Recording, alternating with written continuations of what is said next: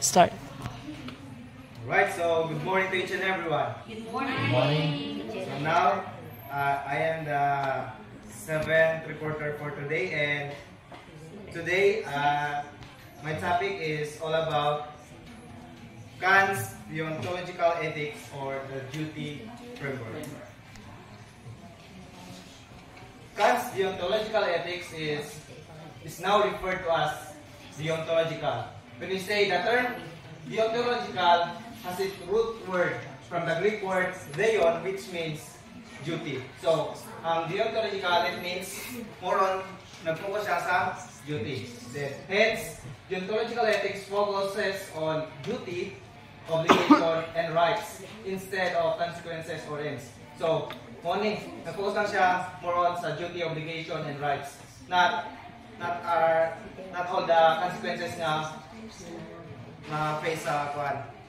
Then next, an act that proceeds from the will, which wills it, because it can be the will of all is the right action.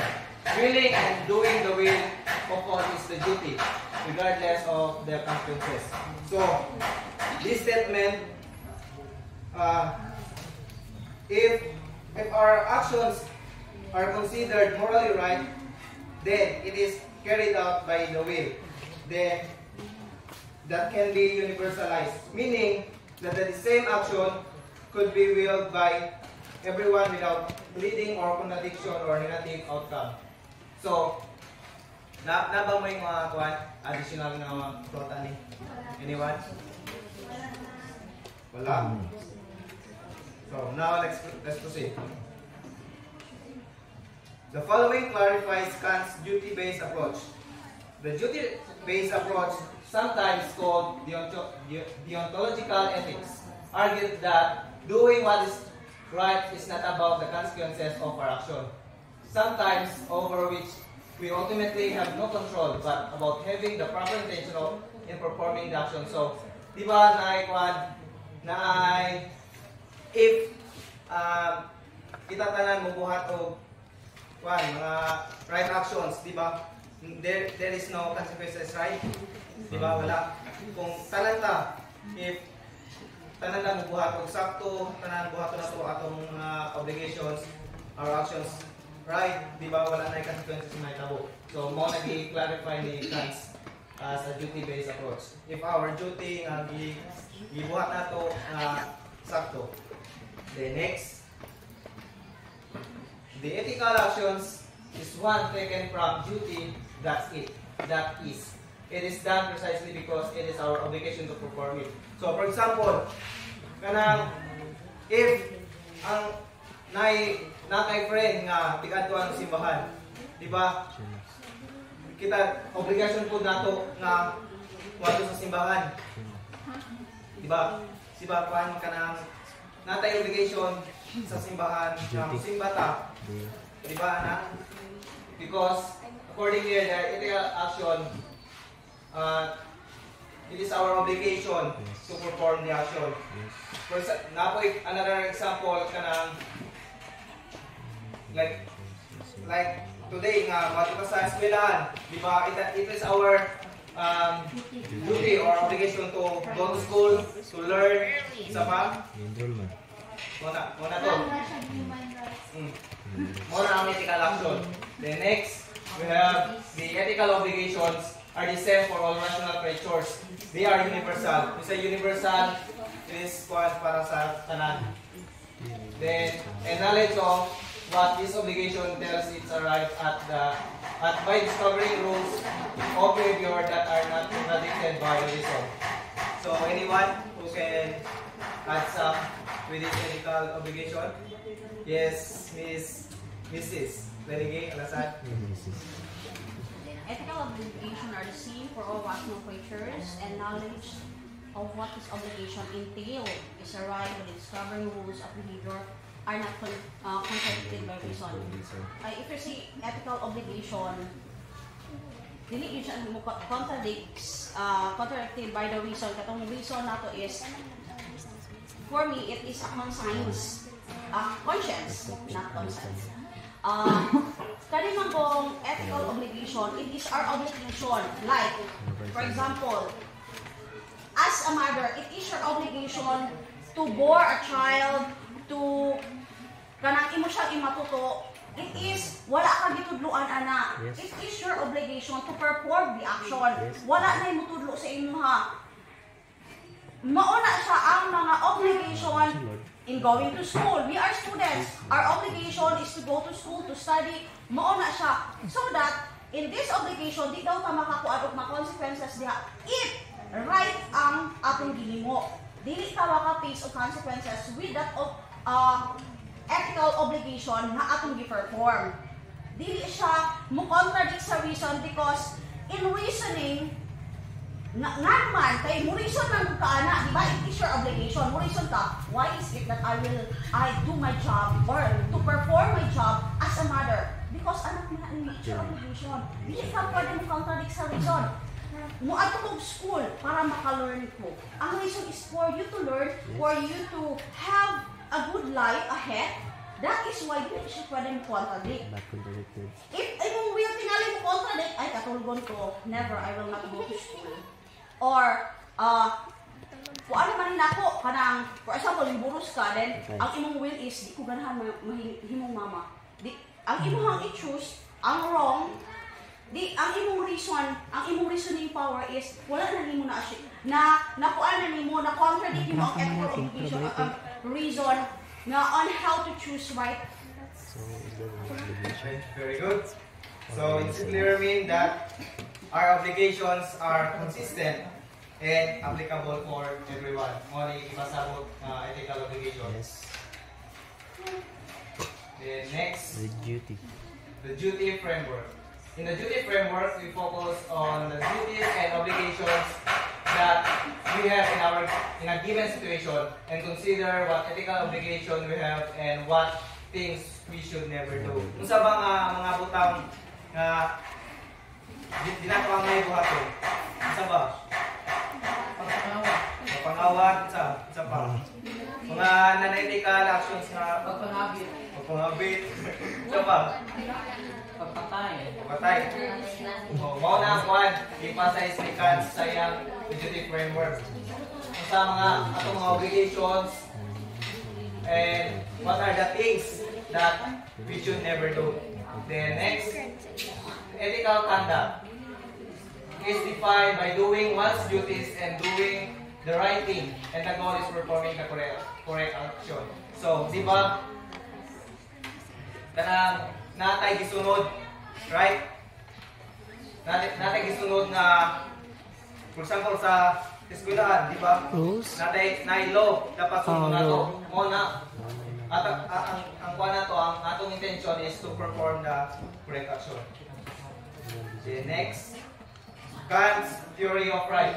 According to Kant, the universal principle of right is an action is that the action is right if it can coexist with everyone's freedom in accordance with the universal law, or if it is maximizing the freedom of choice of each can coexist with everyone's freedom in accordance with the universal law.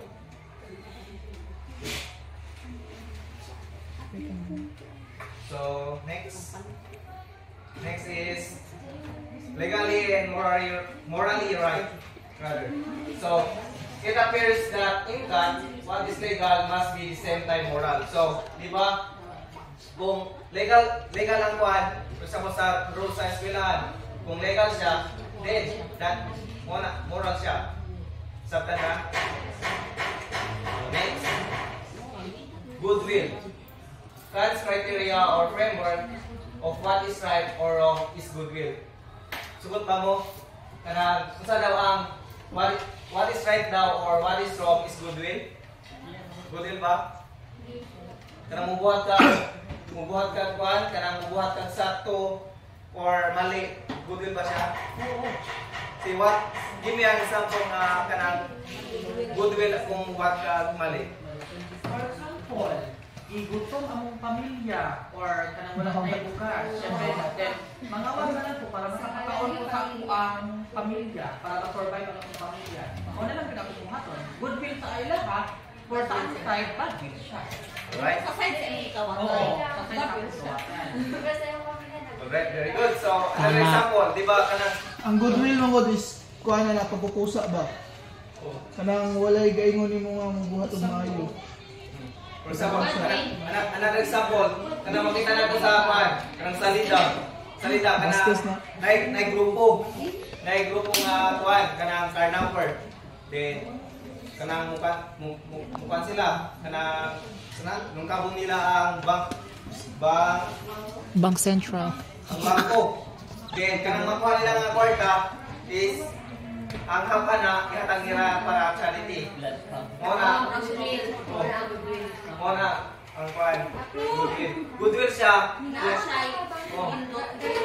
Na siya i-outcome na nindot but kanang mao iyang kuan intention ay dili Voting strategy. mali siya pero good ang intention. Sabtan ra. The next, anak is said to be right or wrong depending on whether it is done with or without a goodwill. Nakadepende kay ako kung whether it is done or without the goodwill. So next, kanina, categorical imperative to serve the will as a principle has two versions of the categorical imperative. So the first version states, I never do act other than so that I could will that my maxim should become a universal law. If one cannot wish or value that a certain law is maxim, becomes the maxim of all. That is not right to follow it. So, for example, kanang nakay usap imong kwan, imong statement, nangopya ka sa iya ha. Then ang kwan, ang source diay sa kanan kanang classmate mo kay iya harap. So, that is not right to follow it kay makuha na. Kay dili na sakto. Mo lagi pasay sa first version. Then second version is as follows. Always treat humanity, whether in your own person or that of other, never simply as a mean but always at the same time as an end. So, it means na i-treat na to ang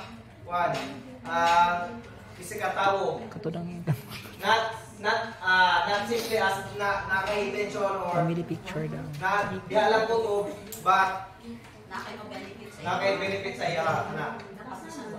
First benefits. Mura gina kanang kuan lang ba? Friend Give and take benefits. mo daw. Friend with benefits. Oh, give and take. Give and take and So, then last, both implies can. This means that if and only if you can or are free to act in certain ways can be commanded to do so. Diba? Kung natay freedom mo choose, kung natay freedom mo buhat ani, diba kuan kanang kwanta kanang frita ba sa atong mga buhaton. Then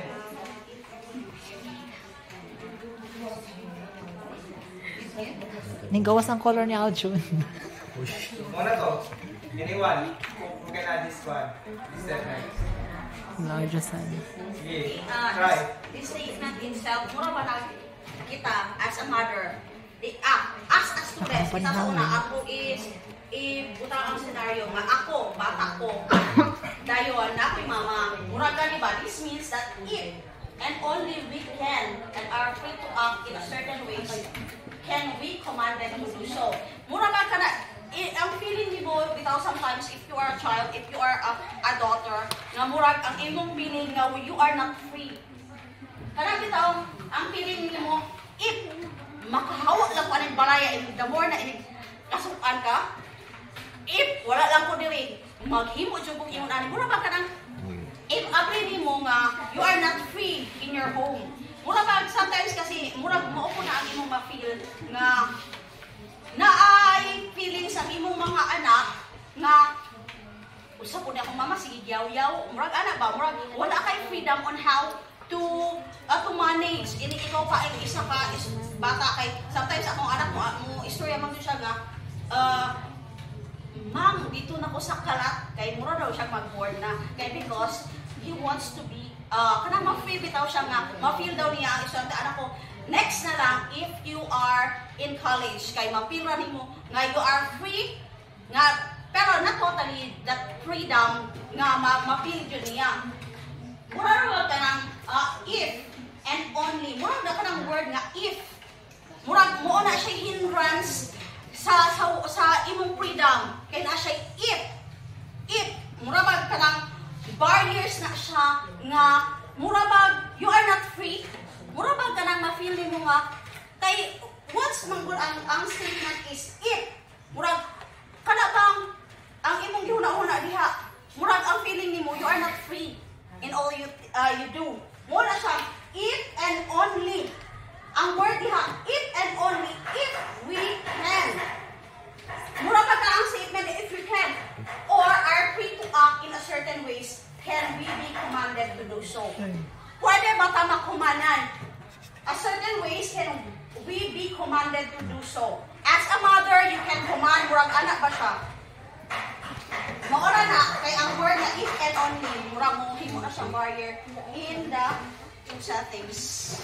Right, very good. So, is there any question or clarification regarding with my report?